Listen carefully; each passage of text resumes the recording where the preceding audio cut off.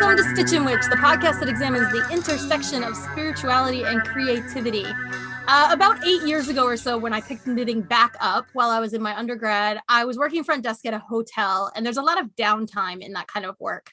I couldn't knit at work really because it was a business hotel, and I'm sure my employers would have had an issue with that. But I set my phone up on the desk with videos of other people knitting, and I would watch them and meditate with these YouTube videos of people knitting. And at the time, the only thing I could find was tutorials, which I wasn't actually paying attention to the tutorial. I was literally just doing it to watch people knit. And I kept saying, I wish somebody would make meditation videos of just the knitting, not stopping to talk or teach me anything, just show me your hands knitting, set to like meditation music.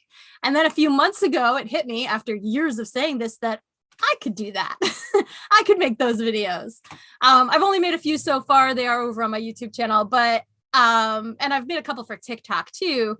But they're just videos of my hands knitting set to meditation music, which I don't know if it helps anybody else, but it helps me. I love it. Meditation has always been a struggle for me. I'm a very fast moving person. I'm a very busy person, but knitting meditation works. And on top of that, as I've discussed previously on the show, knitting is the only thing I do absolutely every single day.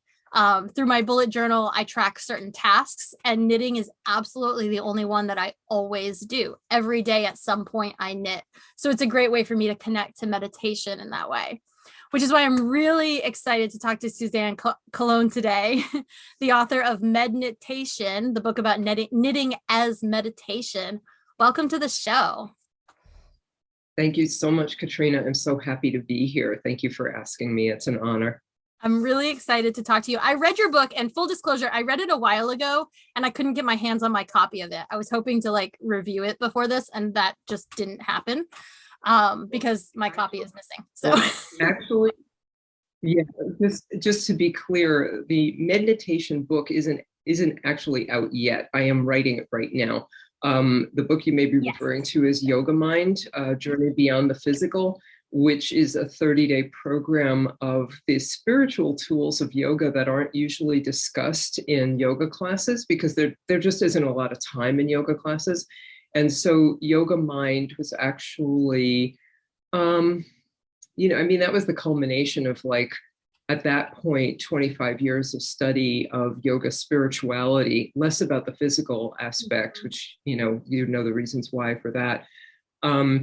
But that was also the beginning of me thinking about knitting as a bona fide form of meditation, not what people usually say, which is knitting is so meditative. And it's yeah, let's take that one giant step further, which is why I was so happy to talk to you today about this. Yes, that's what it was. Okay, so I am mixing up the books, which is not a surprise. I do that all the time. But there will be a meditation book. There absolutely will be. It's coming, but I'm writing it right now. And the reason that I connected it with the book of medKNITation, I think, was because of an article I actually read on your blog, maybe. My brain is connecting it all together, which is not a surprise. Early in the morning. It is. Tell me first, one of the things I like to go over with people first anytime they come on the show is just their crafting history. Like, how did you come to knitting? How did you get into that? Yeah, that's and thank you for asking me about that, because I think it really, speaks to exactly why we're talking about what we're talking about. So I came to knitting in 2001, which, the year is a little bit of foreshadowing there. At the time, I lived about a mile from the World Trade Centers, and I was home at the time of the attacks.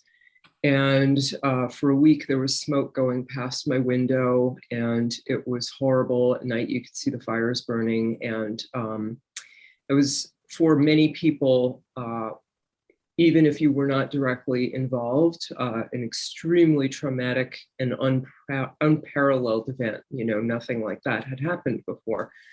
So that was actually the beginning of a very, very difficult 6 months, which included one of my closest friends being diagnosed with terminal cancer, another close friend having an accident that left him paralyzed, lost my job. I lost a relationship, which needed to come to an end anyway, but it ended rather abruptly around that time.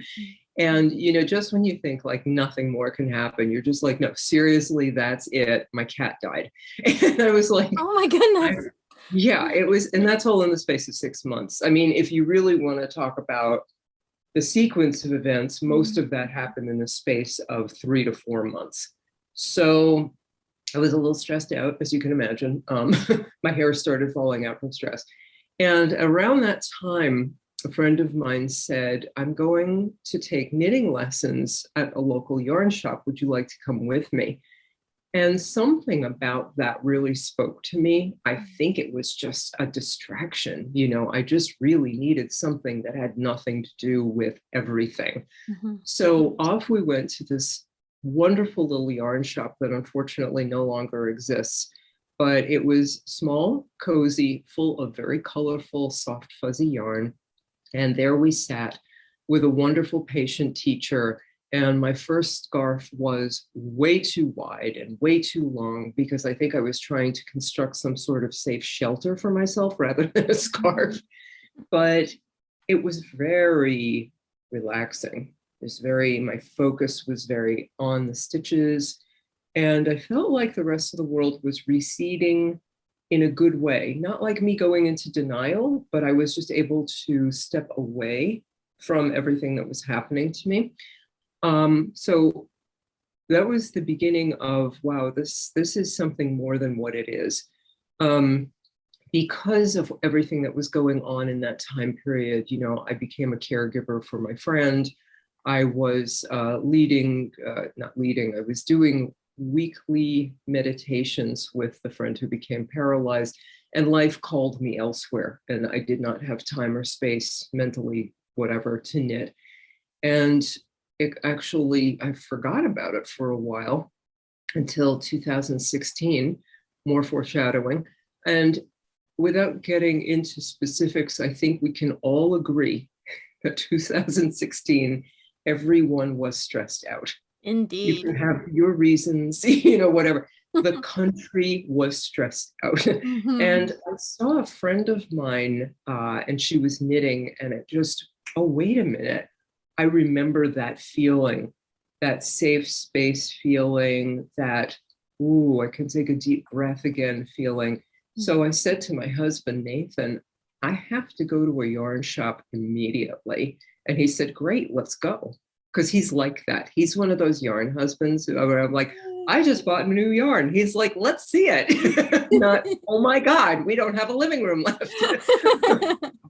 So we went, I got some yarn and needles, but I knew that I needed to take lessons again because I'd forgotten, all of the things.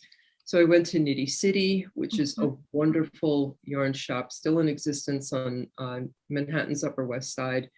Took lessons with a beautiful teacher named Maxine Levinson. I always like to name people when I can. I can't remember the full name of my original knitting teacher, but Maxine was very patient with me and my knitting Yoda.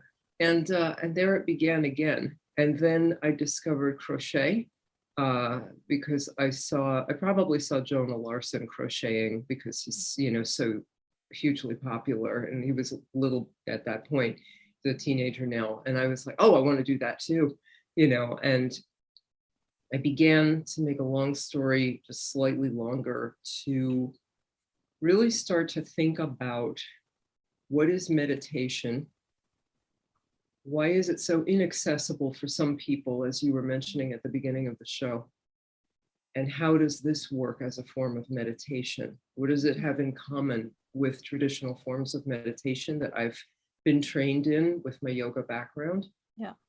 And that began, in 2016, really began the start of, I guess, what you would call my thesis on this, or my life path. And, I've gotten knocked off of it a bunch of times because life is life. But in the past year, I've really started dedicating myself to that exploration. And I just keep learning new things, mostly that it is real. And that I'm happy to say that what I'm talking about is actually like it works. It's actually true. It's not a theory anymore. Yeah, that's fantastic. I returned to knitting. I learned to knit first when I was 4 years old. My grandmother taught me. And both of my grandmothers were really big on like, I was going to learn to knit crochet. So my family is extremely crafty. Like I've said more than once, the smell of a hot glue gun to me is the smell of Christmas time. Like my family is a very crafty family. My father owned a craft store when I was a kid. So, or a little craft shop. So like knitting it's in my blood. But I picked it back up in my undergrad because I'd taken a jewelry making class, and it was so meditative sanding metal that I was like, I can't afford a studio. What else can I do that's similar to this, that's got that repetitive motion? And so I picked knitting back up. Then I was like, this is, I can just buy for now cheap needles and cheap yarn and go with it. And I was extremely broke in my undergrad. It's like so many college students are.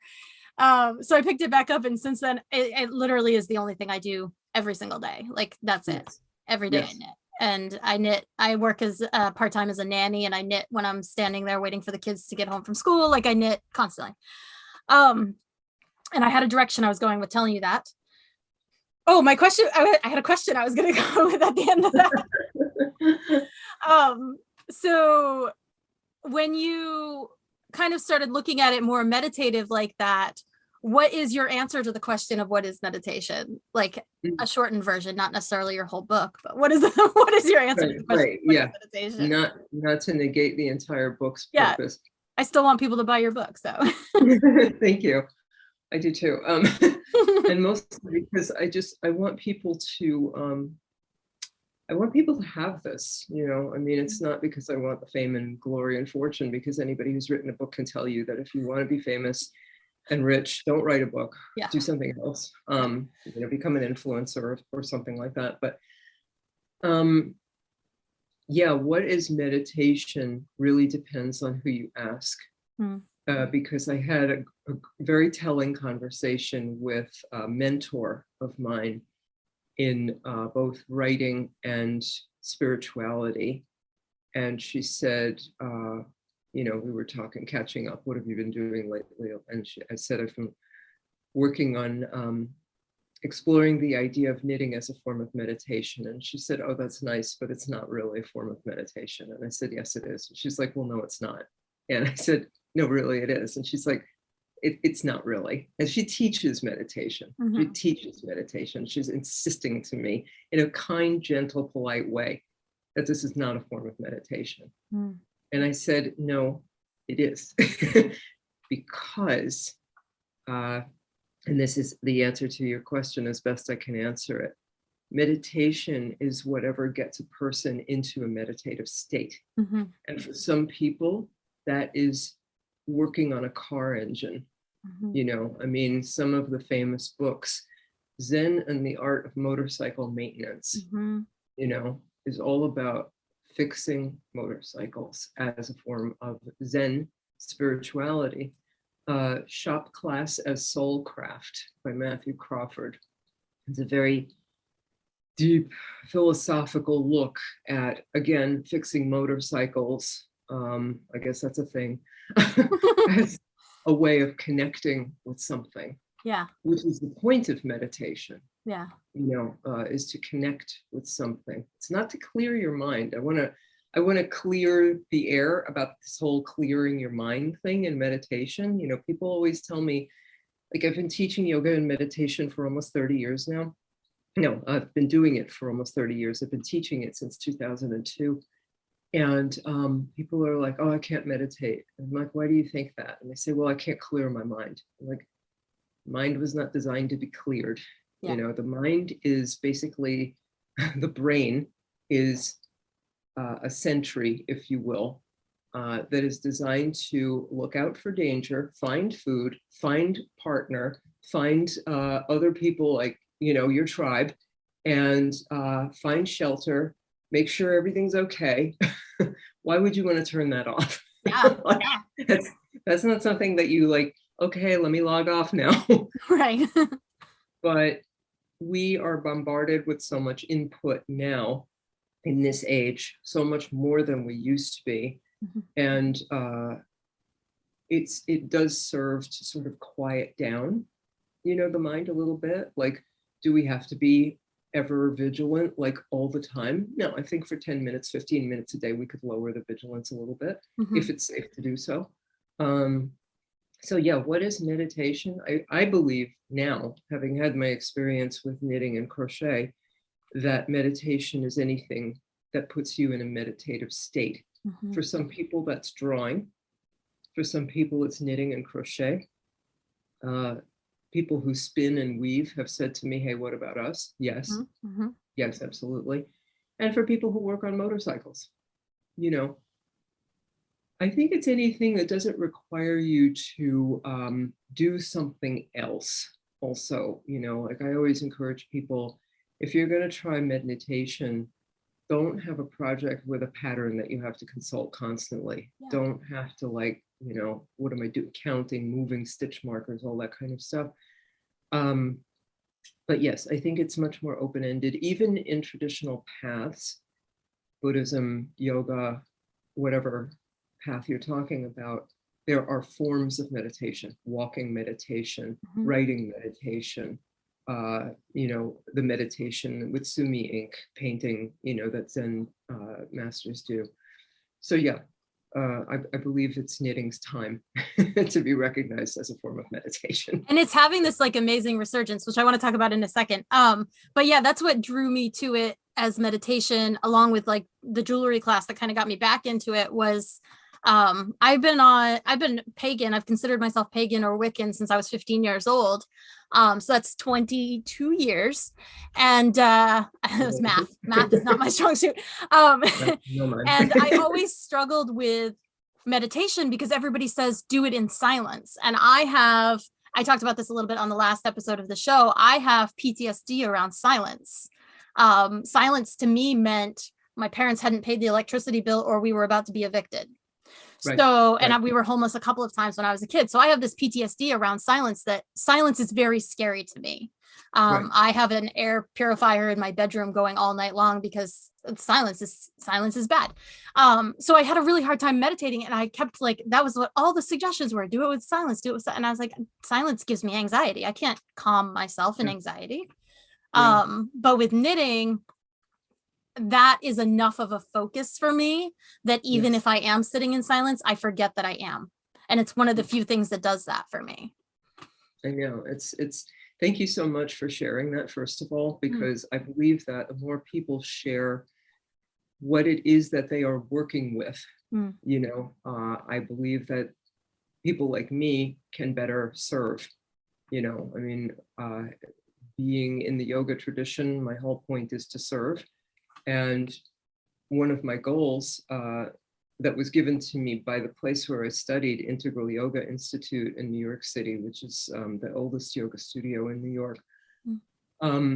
Their motto, if you will, was you bring the yoga to the student, you don't bring the student to the yoga, meaning let's adapt this. So if I am working with, as I was, in Yoga Mind, I wrote that book about my friend Francesco, the friend who had a diving accident and became paralyzed. I had just graduated from yoga teacher training, where I thought yoga was about the physical poses. And a lot of people think that. A lot of people think yoga, physical poses, crazy gymnastic, Cirque du Soleil kind of physical poses. That is not yoga. That is a Western understanding of yoga. Yoga is actually a philosophy. It's a spiritual path. It's almost non-denominational, really. It's accessible to all. I've met people of, very particular religions who avail themselves of yoga philosophy. And, but when my friend Francesco had that accident, he was rendered quadriplegic. He's technically paraplegic now, but at the time he couldn't move anything below his shoulders. And I was like, oh my God, how am I going to help him? Well, easy. We meditated. That was yoga, and so, I brought the yoga to him instead of demanding that he or anybody else of any varying ability, no, you have to do it this way. No, there are yoga traditions that are like that. They consider it aspirational, help the person grow and whatever. And I'm like, whatever. I've dealt with like, seniors, people of differing abilities. I want to bring the yoga to them. So I, taking that as a cue, want to bring meditation to other people. And when I did a lecture on medKNITation at Vogue Knitting Live in January of 2020, right before the big thing. Yeah. Yeah, that was like my last big gathering. It was so cool. It was like they had contacted me in 2019 and said, hey, we hear you do this knitting meditation thing. What's that all about? And I described it to them and they were great. We want to set you up with a lecture. And I was like, and I'm thinking to myself, I'm a little dying inside because I'm like, oh my God, this is going to be so mortifying. Like 8 people are going to show up and this is going to be horrible. 160 people came. Nice. And certainly not because they knew my name, because I have like a very low profile. And they just wanted to hear more about this. What are you talking about? Yeah. I know knitting is meditative, but what are you talking about with meditation? And I gave the lecture, and what people said to me afterwards, a lot of people actually, I was surprised, was, thank you for validating my choice of meditation. Because people have told me that this is not a form of meditation, that I have to sit in silence, that I have to close my eyes. A lot of people like you have PTSD around silence, eyes closed, whatever. And I was taught in accessible yoga, which is, if anybody is interested in doing yoga and they think they can't do it, please look up accessibleyoga.org and you will find that there is a whole lot of teachers who have been trained specifically by Jivana Heyman, who is a friend of mine, how to bring the yoga to you. They are trained to bring yoga to anybody of any level, anything. And so people were saying to me, what I learned in accessible yoga, I was saying was there are a lot of different kinds of PTSD. And that a lot of times asking someone to sit still in silence with eyes closed and observe their thoughts can only exacerbate their anxiety. And I thought, how awful is that? Why would you ever want to put somebody through that when the whole point of meditation is to help them deal with that? And so here was more evidence that was given to me by those wonderful people who came to that very first meditation lecture. This is the way I meditate, but thank you for validating it. And I was like, you don't need my permission anymore. Yeah. You knew, but if it's helpful to you, then great. So for you, you're finding ways to meditate without that silence that you find so triggering. You have the white noise, or the background noise rather, in the background. You have the knitting. We each find a way. It's just that we have to trust that that is true. Yeah. I got a new refrigerator and it doesn't make noise. Ooh. I didn't know how to handle that when they first delivered it, because my old refrigerator was almost as old as I am, and made a lot of noise. And we replaced it with this new energy efficient refrigerator that makes no noise. And all of a sudden my kitchen was so quiet and I was like, oh no, something is wrong. So like a lot of times if I'm in the kitchen alone, I have like an Echo Dot, Amazon Echo Dot or whatever, and I will have it just play like, just give me white noise, or just give me, the sound of a burbling brook or something. Like just give me something, just give me something. Because there's nothing wrong with that. The only thing that I was sort of suggesting to people with meditation was my experience, and in speaking with a lot of other knitters, a fairly typical experience is that when you first learn how to knit, crochet, or do whatever kind of fiber art you enjoy engaging in, your focus is right on that thing because you're learning the motor skills, the fine motor skills. Your brain, your hands, your fingers, they're all working in concert to try to figure out how in heaven's name you are using 2 sticks or 1 stick and a hook or a needle and a piece of string, and you're making fabric. It's just insane. But it's thousands of years old anyway. Your focus is right on that thing because you're trying to learn how to do it. Then your hands, your brain, your fingers are all working together, and you're like speeding up a little bit, and you're like, oh my God, I'm actually doing this. Then it gets a little bit more refined, and your stitches are looking really good, and you're like, yeah, and crocheters, even some knitters at a certain point, they don't even have to look at their work. They're just like, la, la, la, la, haha, I'm doing this, and I'm not even looking. And then you do what I do every night, which is my husband's chosen form of relaxation is watching TV. And so every night we're in front of the TV, and I can't sit and do nothing. I am incapable of sitting and doing nothing. Drives me crazy. Yeah. Even though I'm a very like laid back kind of, take a nap, sure, yeah. But I can't sit and watch TV every night and do nothing. Yeah. So I sit and I knit, or I crochet, or I make my kindness hearts, which I give away to people. And what happened then was I was getting away from the meditative aspect of it.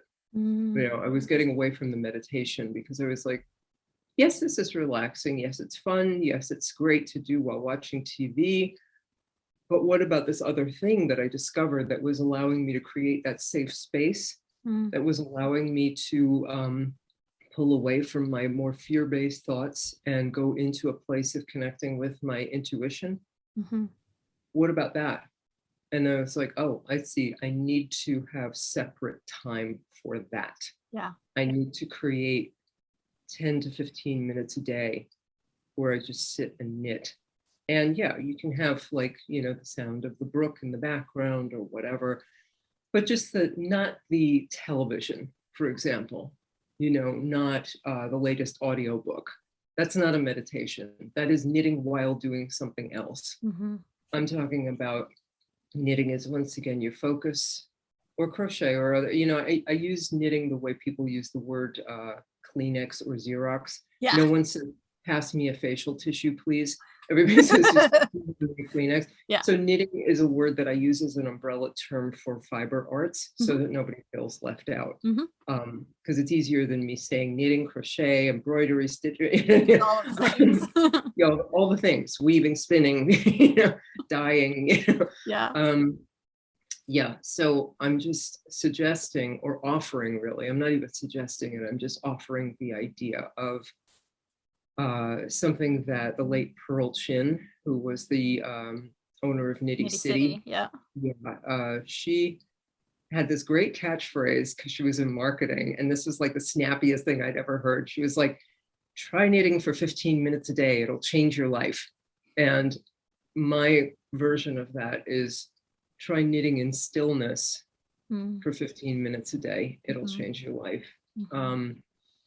And it doesn't have to be silence, for people like you who are like, this silence is not conducive to peace for me. It just has to be like, you're not doing something else while you're knitting. Yeah. Not talking on the phone with somebody, not watching TV, not listening to the radio or the audiobook or something.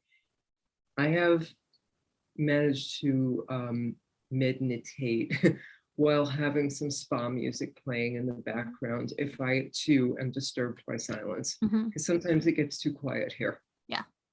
Especially if I'm in anxiety, I deal with some anxiety, not too pronounced, but some episodes of depression, and times like that, a little buoyant music and my knitting. Yeah.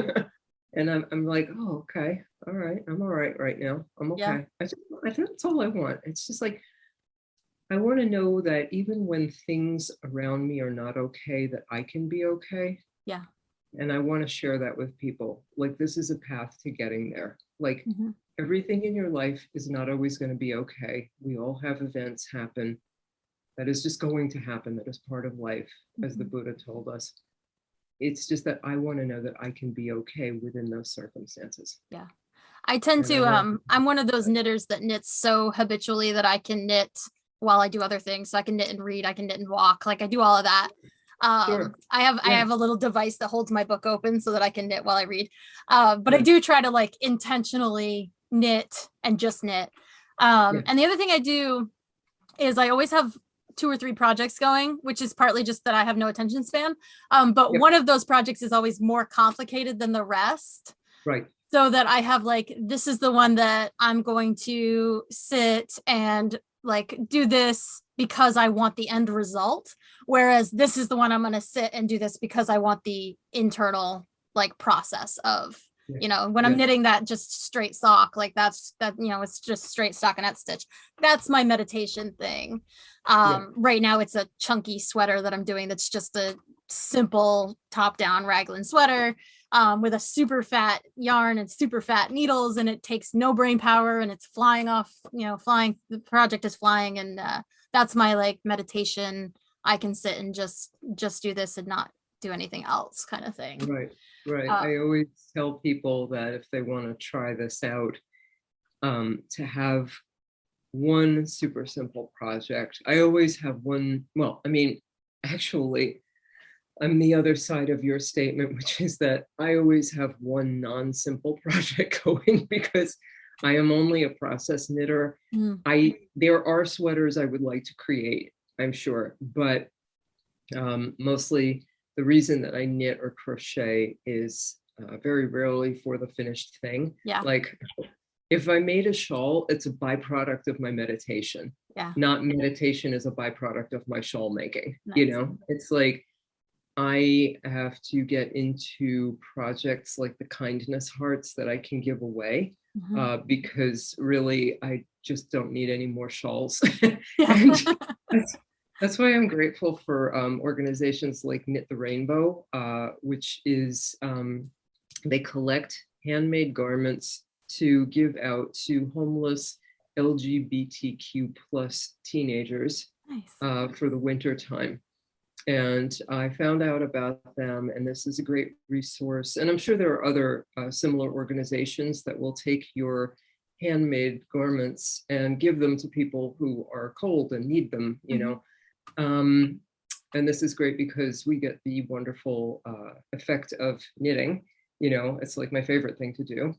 And yet our houses are not stuffed to the gills with like, I don't need that many shawls. I just don't. And my relatives don't always agree with like my color choices or whatever, like, oh, thank you, yet another shawl. So I'm glad to be able to, you know, give things away. But I always have like maybe one sweater on the needles, but most of my projects are meditation oriented. So I have a shawl that I'm quite sure is gargantuan by now.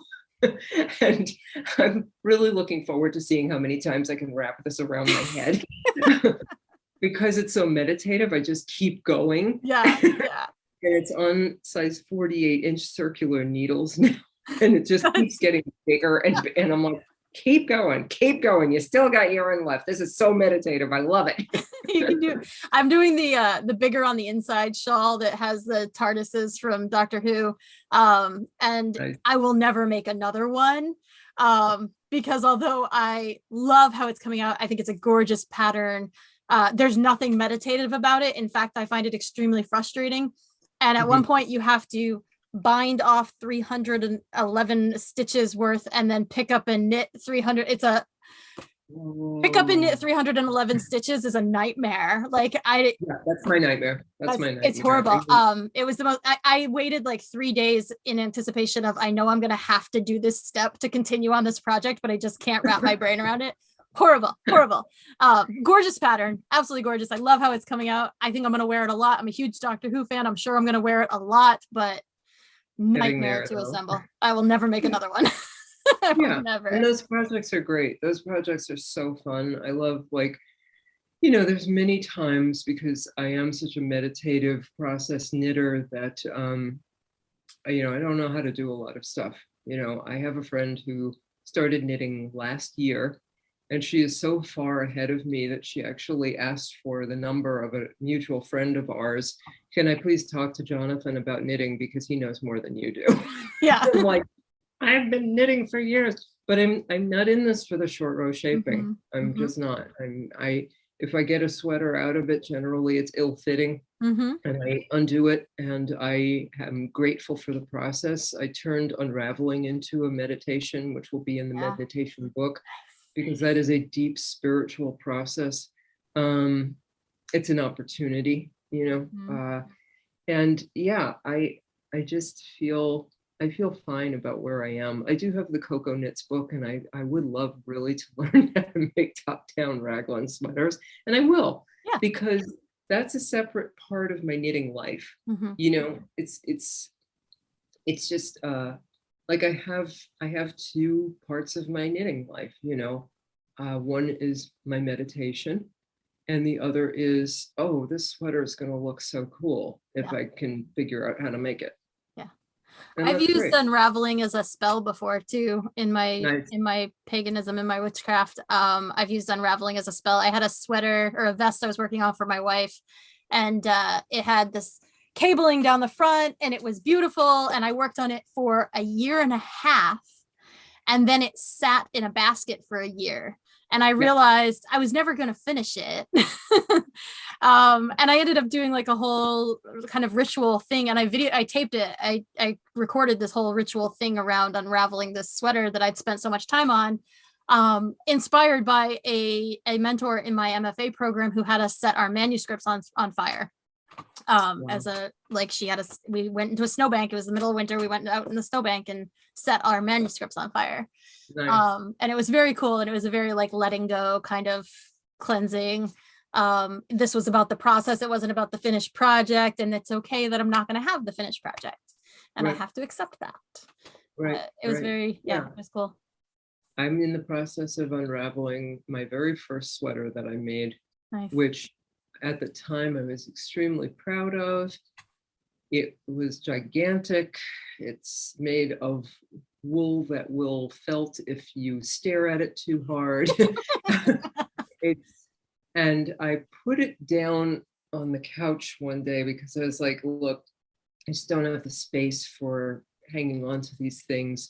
I need to figure out if this is donatable. I don't think so, because I don't think I would ask anybody else to wear this, you know, willingly, except on a dare. And in the time that it was on the couch, not one, but two, you know, both of our cats like, oh my God, it's a cat bed. This is fantastic. And they started. So I thought, all right, great. I'm going to undo this and make it into cat beds.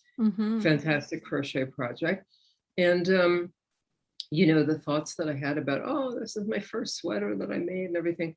It's fine. You know, it's fine. I still have that victory of like, I completed a project. I made a sweater, you know. It doesn't negate that project for having to unravel it. It doesn't negate all the hard work that somebody puts into something. It's not a loss at all. It's an experience. It's an experience that we had, and we can turn the unraveling, as you did, into something spiritual about letting go, about having time to reconnect with yourself. You know, it's all the good things. It's okay. I've been very focused on that kind of being okay with letting go, being okay with undoing my work, because it's actually the process and not the project. And being okay with, I feel like I see a lot of people, both in the knitting, because I'm kind of in a bunch of worlds, but in the knitting world and in the bullet journal world, because I do like creative bullet journaling, who they get this idea in their head of this like beautiful, perfect, precious journal, and they are so worried about a page not looking perfect. And so one of the things I do is I make my pretty little spread for my week. I take a photo of it, and then from then on, anything can happen to it. I can dump coffee on it. It doesn't matter, because I have this photograph of it, right? And as long as the photo exists, whatever happens to the journal happens to the journal, and it still serves its purposes, like helping me organize my life.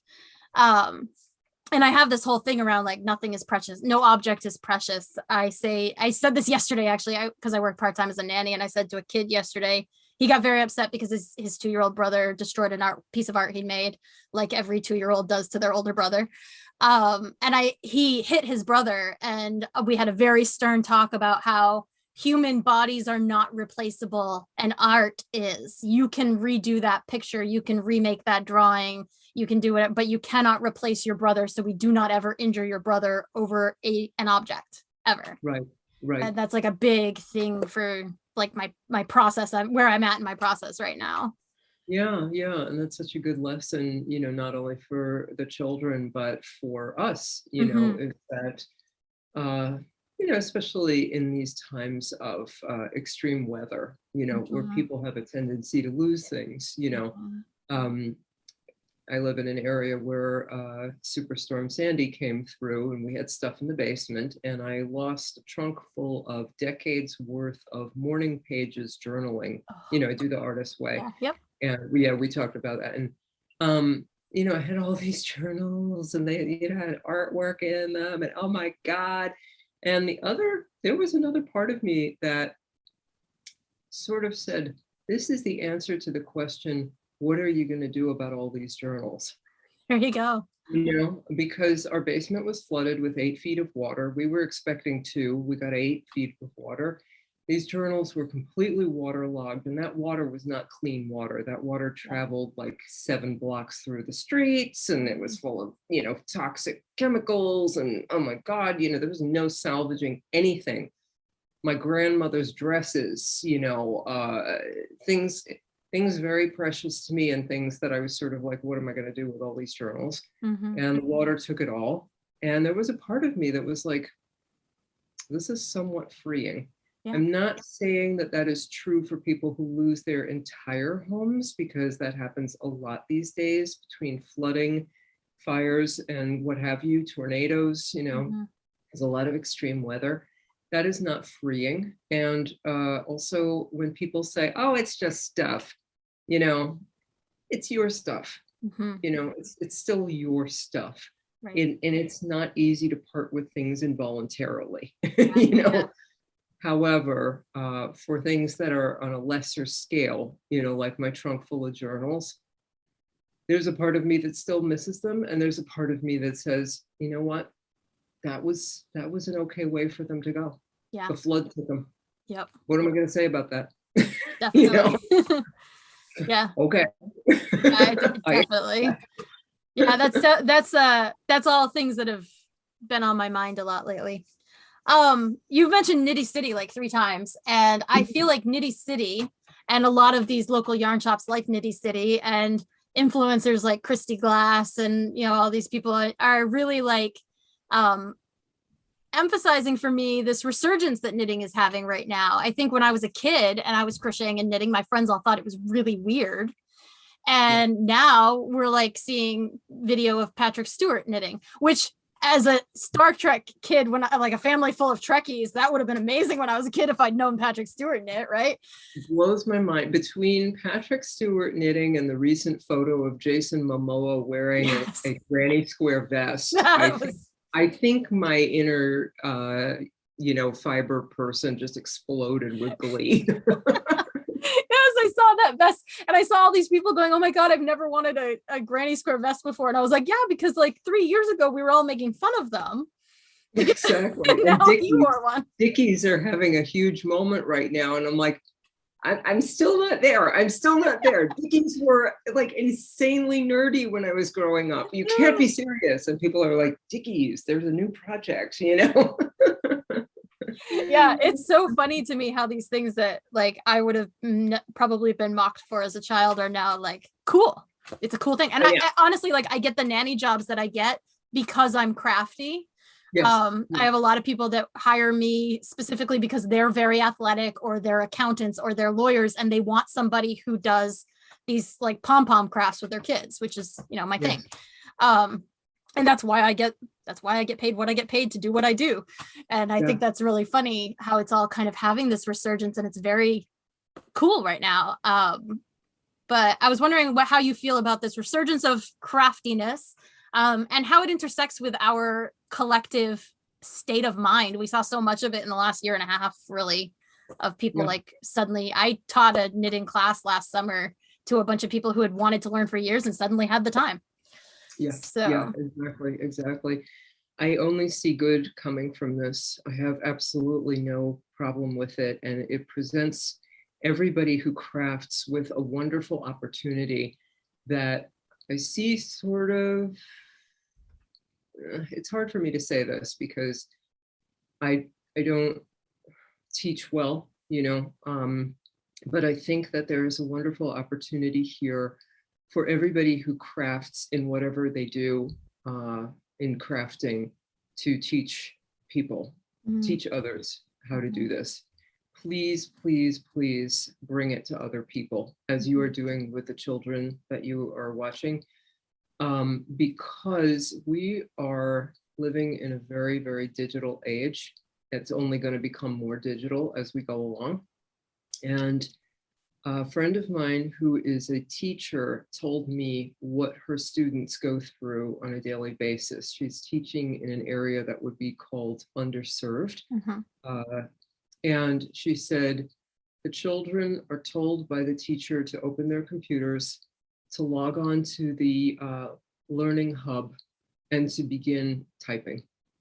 She said they do not handle a physical book. There is very little interaction because the teachers are so busy. It's not that they don't care. They want to do more. They are told by the current educational system that this is the way that they should be doing it. And these children's fine motor skills are suffering. They are, after a year in lockdown, acting out. And they need desperately these crafts. The need is not limited to young minds, although I think that, I think that's a huge priority, because it's when children are very young. If you can give this to them, they do get the fine motor skill development. You're giving them something that your story illustrates very well. You were taught crafts at a young age, and you've had it all your life to rely on, so that when things happened, when you discovered, wait a minute, silence is not good for me, you can deal with it, and you have a craft solution to problems, times of stress, anxiety, depression, PTSD, what have you. There's a reason that knitting has been used to help patients in eating disorder clinics, to help seniors, to help children with autism, adults on the spectrum. It's because it is so good for us. And even if you don't have any of these things, everybody gets stressed out. And these skills, are now, they have a new life because we have new problems we never had before. I think by now everybody has heard, thanks to the revelations from the Facebook whistleblower, Frances Haugen, I believe her name is. Forgive me if I'm getting that wrong. But now we all know that there was a study done internally by Facebook about the effects that Instagram has on teenagers, and they found that teenage girls in particular are more likely to have suicidal thoughts after being on Instagram for a while. What a horrible, horrible thing. And my whole response to that, aside from shock and anger, was anger that they didn't do anything about this, that they effectively hid it. My thought was, if only people would take the phone out of those kids' hands and put a ball of yarn and some needles or a hook or something, some craft, some handcraft, that would make them feel good about themselves. Because that's what it does. Crafting gives people a sense of accomplishment. It gives them community, engagement, helps working with your hands does something to you inside. It doesn't just help you disconnect from the world, because we don't want that on a long-term basis. It helps you reconnect with yourself. And so this resurgence that we're having, great, fantastic, wonderful, we're cool now, Yes. But let's do something with it. It's like when I went to yoga teacher training, upon graduation, they said, look, you don't just have a yoga teacher training, you're a yoga teacher now, you have a certificate, good for you. You actually have a mission. You are accepting a mission that you are going to go forth and serve where you can, how you can, to help people with yoga. And when they said yoga, they didn't mean the physical poses, they meant the philosophy, the path, not to convert people, but to say, hey, have you tried this? This might help you. And I think the same now it's an opportunity for knitters, crocheters, all the fiber artists, anybody who crafts in any way, to teach somebody. The teacher that I was telling you about, who described her kids being on the devices all day, I taught her how to knit. because she has anxiety. She has, depression that is very debilitating for her. Mm-hmm. And the stress of what's been going on with the pandemic, it's just been like, and I said, well, I know something that could help you, maybe. And she's like, I really want to try it. Yeah. And we sat in the park and I showed her the garter stitch and she was like, this is amazing. Yeah. And she loved it. And now she has a mission, which is she wants to get good at it so she can bring it to the kids she teaches. Mm-hmm. She's like, as soon as I get good enough at this, I'm going to start teaching my kids at school. Nice. Yeah. So this is the opportunity that this renaissance of knitting and crafting is giving us. Mm-hmm. Teach somebody, pass it along. If you love it, share it. Yes. I love that. One of the things I do, this is if you can see my shirt here, not that the listeners can, but it says no yarn left behind. My aunt made me this shirt. I have a rule that when yarn comes into my household, I will either use it or give it to somebody I know will use it. I don't ever just throw it out, even if it's the yuckiest, crappiest acrylic cheap. I have yarn. I just pulled a ball out of my kid craft stuff. I was making pom-pom pumpkins with kids yesterday, and it was this bright orange yarn that had a sticker on it from Kmart, and it said 89 cents. So I don't know how old this what an opportunity bright orange acrylic yarn was, but we turned it into pumpkins yesterday. But that's my rule. And one of the things I do is I keep one of those skeins, always a bright color because children like bright colors. One of those skeins of cheap acrylic worsted weight and a set of size 8 needles in my knitting bag, because when a child asks me if I will teach them, I give them that. And I've given away a lot of yarn that way. Yes. And I do it all the time. It's just a thing. My niece wanted to learn, and I immediately was like, here's a pair of needles that used to belong to your great grandmother, have them. And I have a ridiculous amount of yarn and a ridiculous amount of needles, and I pass them on to children as much as I can, because it is so important. It's so important for them to have something. One of my best friends, who I absolutely know listens to every episode of this podcast, her daughter wanted to learn to knit, and she lives in South Carolina. I live in Maine. She was struggling with how to do the purl stitch, and I immediately was like, let me create a video for you. And I had a video up on YouTube for her a couple days later that was like, this is for Olivia. Because I'm far away, but at least I can do that for her and help her learn this thing that is so important. She is a kid who's on Instagram, who is probably getting that same messaging. And if I can break up her Instagram feed with photos of something I created, I'm gonna do that as much as I can. Absolutely. And it's not I'm not here to demonize social media, but I am here to say that our reliance upon devices is, my reliance was at times, there's a wonderful segment called Brain Hacking that was on 60 Minutes, where another whistleblower from Silicon Valley revealed that app makers work with neuroscientists to find out how to make apps more addictive, to tap into the addiction parts of your brain. People don't know this. This is horrifying. They work with neuroscientists to find out what elements will make an app more addictive so that you'll be on it much more. The whole reason being that the more you're on it, the more they can say to advertisers, we have this many millions upon millions of unique views and return viewers, whatever. And it's ad dollars. It's all for money, and that really helped me break my addiction, because I was like, okay, it's not that I like it, it's that they're hacking my brain. How dare they? I want my brain back. And knitting and crochet, which are my, those are my two forms of meditation, but also my forms of enjoyment. It's what I choose to do. I too do it every day in some form. And it's this is a wonderful replacement for those endless hours of scrolling, which are, sometimes scrolling is fun because I get to see what other people are making. Through Instagram, I have made friends, some of whom I've never met.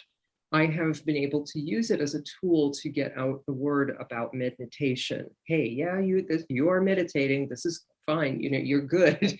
And I want to use it to spread positivity. Mm-hmm. you know. But when I'm just sitting there like mindlessly scrolling up, no, you could be making kindness hearts right now. You could Yeah. be, you know, which I don't know if you know about, but these I are, was going to ask you about them. yeah. So unfortunately, you know, your listeners cannot see these, so I will do my best to I'll put a describe picture. them. I'll put a picture on the website. Okay, yes. So kindness hearts are my way of yarn bombing kindness around. I love the idea of yarn bombing, but I am not a personality type that can go put a giant mural on a fence and feel okay with it. I'm just Yeah. like, I don't have the moxie to do that. But I really did love the idea of the point of yarn bombing, which was overwhelmingly to spread a message of some sort, you know, to uplift people in some way. And so around the time that I was doing the lecture on medKNITation at Vogue Knitting Live, I was like, what can I give people who come to this? What can I give people who are there? So I learned how to make a little crochet heart from a YouTube video. And I can get you the name of the person. I can't remember right now. And it's a tiny, tiny little heart that is crocheted. And then I wanted to attach a message because the heart itself is nice, but a message is better. And I got these little craft paper tags, and I write things like, the universe is in love with you. This one says, you are filled with love and light. You are a work of art, and everything about you is beautiful. And I handed these out to people. I made 400 of them. And I yarn bombed the Marriott Marquis, which is where the VKL was held. And there are folks who still have these, and they write me and they say, you know, I just want you to know that I look at that message that you gave me on that little kindness heart, and it means so much to me. Yeah. And I thought, oh, okay, these actually worked. It wasn't a daffy idea. Maybe it was a daffy idea, but it worked. And my husband sat with me and he helped tie the 400 messages onto the hearts and everything. And then when I started working with Knit the Rainbow, they were like, hey, can you make 800 of these? And I was like, yeah, I probably can, you know. So while we were watching TV, I'm writing, you know, like, you're the universe's Valentine, you know, considering Knit the Rainbow, who they serve, which is, as I said, the homeless LGBTQ plus teenagers. I wrote things that they would want to hear from a parent or somebody. I wanted them to know that people love them and care about them and that they are perfect just as they are. Yeah. And so I would write things like, you are beautiful. Yeah. You are perfect just as you are. You cannot improve on you, you know? And awesome. Yeah. That's and I was so gratified that people in the fiber community were more than happy to join me in this endeavor. Because to your point, everybody's got a lot of yarn. And sometimes we are given yarn. Somebody gave me, a sewing teacher friend of mine, Megan Avery, gave me a bag of yarn that she had been given. And she's like, look, I don't know anything about yarn quality or whatever. And I looked and it said Kmart 89 cents. And I was like, oh, great. But how perfect for the hearts, because you don't want to make the hearts out of, you know, the good stuff doesn't hold up the way these do. These are very firm because they're made of that really thick, like scratchy acrylic. It's like the cheaper the yarn, the better for making the hearts. It's so great. They are durable, they last. That's fantastic. So, I love that.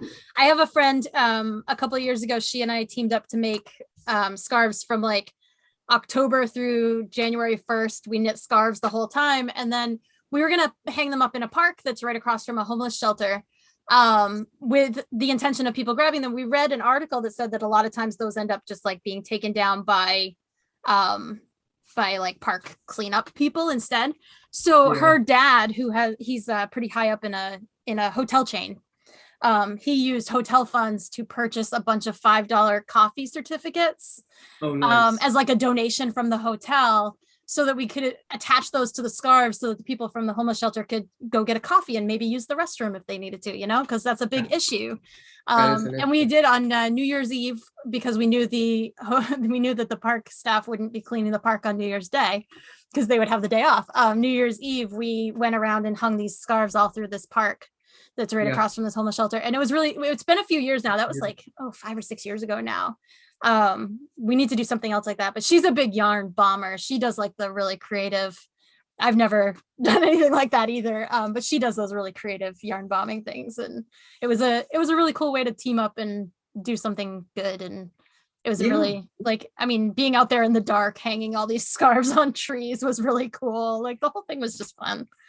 It's the best. And there's something that I love about being in the fiber world, is that there are so many people who are very creative about doing good, and it's my pet theory, and I don't know if this is true and there's no real way to prove it, but it's my pet theory that because knitting and other fiber arts are so, they are a meditation. I'm going to stop saying that they're meditative as of today. They are such a meditation that allow you to connect with your intuition, that they're kind of predisposed to coming up with really creative ideas to do good. So my friend Stacy Weiner is a perfect example. She is the head of Soap Sacks. And what Soap Sacks is, it came about because Stacy was volunteering in her local food pantry. And the people who came there were saying, do you have any soap? Do you have any like toothpaste or anything? And she asked her supervisor, why do they keep asking that? And they said, because you cannot buy toiletries with food stamps. Yep. That's the thing. You can only buy food. You can't buy basic toiletries that you might need. Yeah. And she was appalled by that. So instead of hitting up soap companies to donate soap to the food pantry, she came up with a knitting and a crochet pattern for a little sack with a handle on it. And in that sack, which is made of 100% cotton, is used as a washcloth. And she puts a bar of soap, boxed bar of soap that is donated by soap companies now because she became a worldwide sensation. She puts the bar of soap in the little sack and she distributes these soap sacks to homeless shelters, women's domestic violence shelters, veterans' homes, anybody who would need a basic human necessity of soap. Yeah. And she has people making soap sacks in all 50 states and also globally. And her whole thing is, you can send them to me if you want to, and I'll distribute them. I find plenty of places to distribute them, but also just do it in your own area because there is no area where this is not needed. Yeah. And it's that I just looked at her and I was like, you could have just started a soap drive, but instead you engaged the fiber community because you knew that people couldn't wait to make these things. And she has people who've literally made thousands of these things because they just love it so much. They're just sitting there watching TV and crocheting away. Yeah, I definitely think there's such an amazing connection. And I think especially since the Women's March in 2017, we've seen this, there's this amazing activism through creativity that I am living for. It is so cool to watch. And so important for our collective healing around things like, for instance, how stressful 2016 was. Yeah, and I think that what's really great about the fiber community is that oftentimes I know I've sat with people who we may have differing political views, and it just doesn't matter. Yeah. The first question is, what are you making? Yeah. And I personally, I respect other people's beliefs of any kind. And I just don't feel that, I feel that this is a wonderful meeting ground for us because we can sit together, we can knit, crochet, and we can talk about other things, or we can find places where we all agree. So for example, if we were to sit down and make soap sacks for people, nobody's going to argue with that. Nobody's going to argue with that. There are so many places in the fiber community. You could sit down with anybody and say, hey, can we make scarves for the homeless? And people be like, sure. Yeah.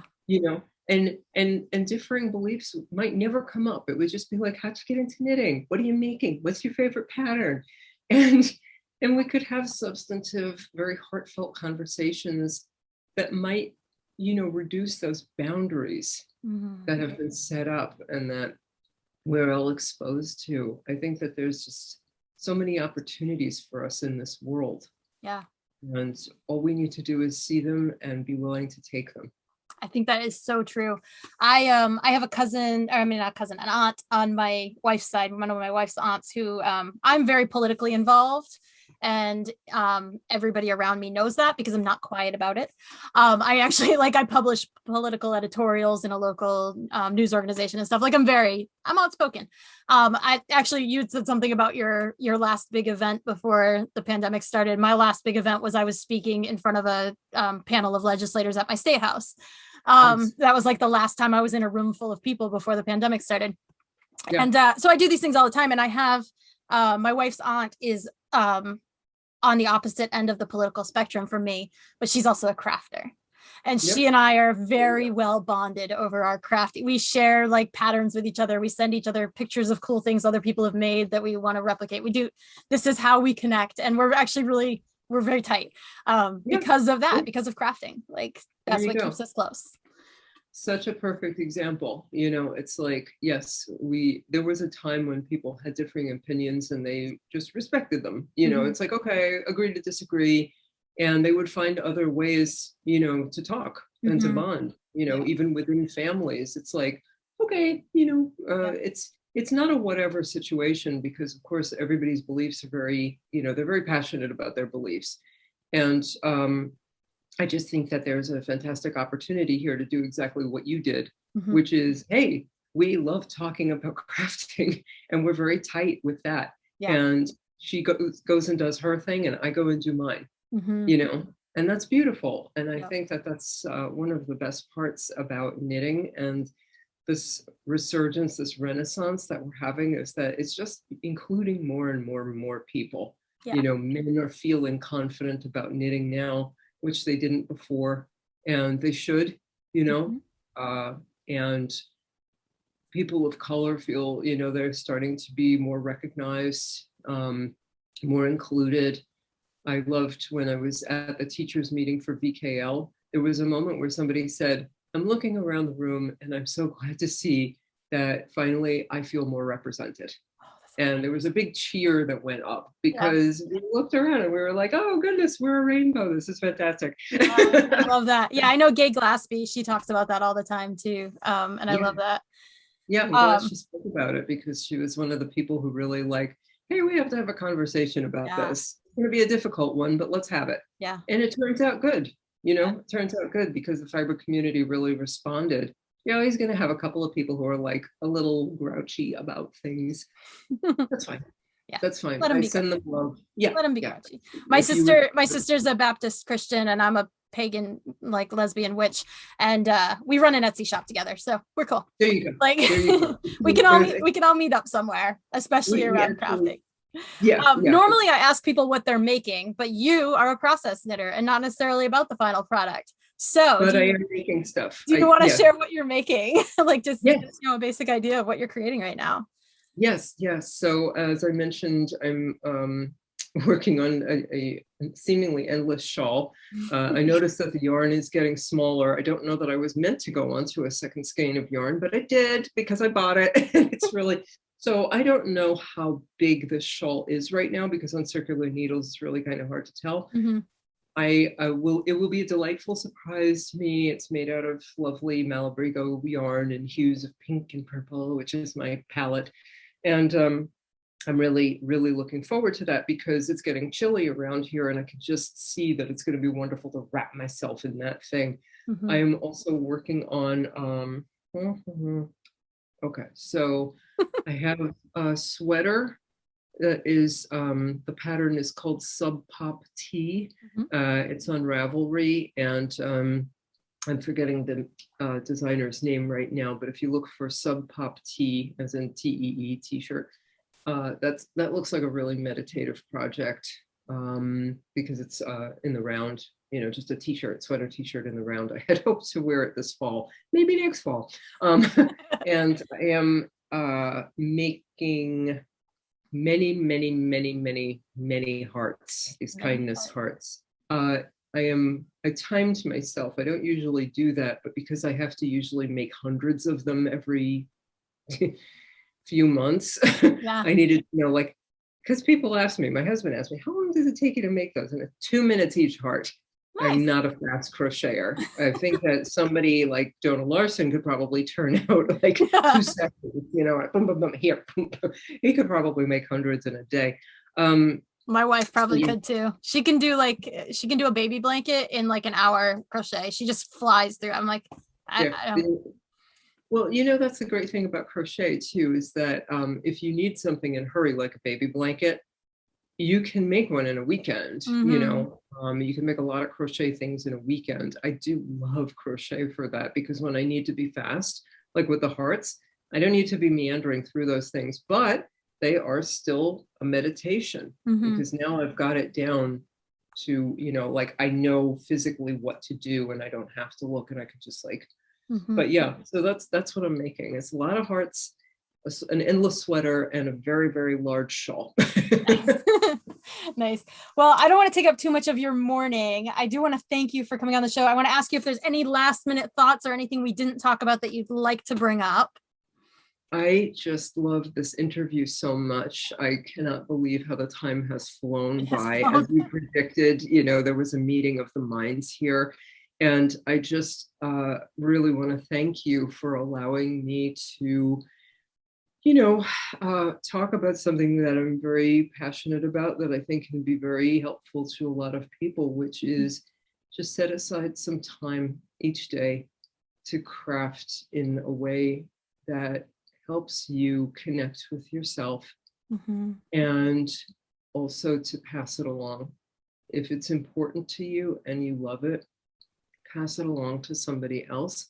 They may not like it, but the important thing is that for every couple of people that you teach how to do something, you're going to reach someone. There's that saying, each one teach one, reach one. And you're going to reach somebody, maybe a child, maybe a senior, you know, an elder, or maybe just a stressed out adult. Yeah. And you're going to make such a difference in that person's life and hand them the tool that will serve them forever.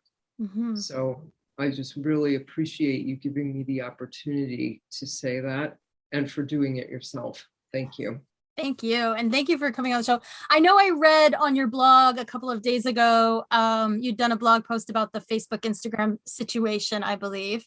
And I'd love it if you could just give us your website and where people can find you and all that. Yeah. As I mentioned, social media, I'm not here to demonize. It is a tool for me to, you know, communicate with people. So I'm not as much on Facebook lately, just because I find it annoying and divisive. I'm much more on Instagram these days in 2 places. So I'm at medKNITation, which is medKNITation, if I've had enough tea this morning. And Suzan Colón. And my website is suzancolón.com or .net. So that's SUZANCOLON.com or .net. And there you will find everything you never wanted to know about me, or thought you never needed to know about me. And also I have guided audio meditations on the shop page. I have a medKNITation and a deep relaxation. And the meditation, each one I think is 30 minutes long. And yeah, they're just nice to have. They're very reasonably priced. I think I've just marked them down forever because, you know, times are tough. And yeah, that's a way of being guided through a meditation. Yeah. Awesome.